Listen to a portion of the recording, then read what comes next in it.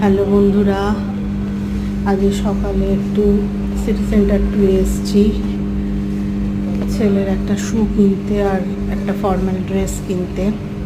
ওর college থেকে লাগবে, তাই আমরা খাদিমস থেকে ওর শুটা কিনলাম আর পিটার ইংল্যান্ড থেকে ওর ড্রেসটা কিনলাম।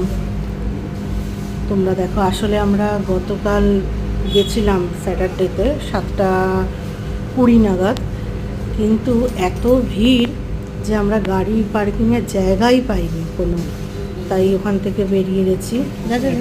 দেখেছিলে, তোমাদের সঙ্গে শেয়ার করেছিলাম, তাই আমরা ওখান থেকে ভূতনাথ চলে গেছি আজকে। তাই এই দুপুরবেলার দিকেই এই 12:30-1টায় গেলাম যাতে ফাঁকা থাকে।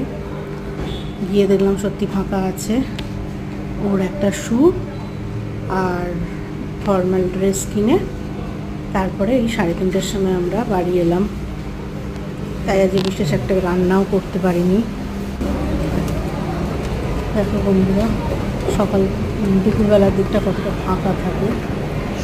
কালকে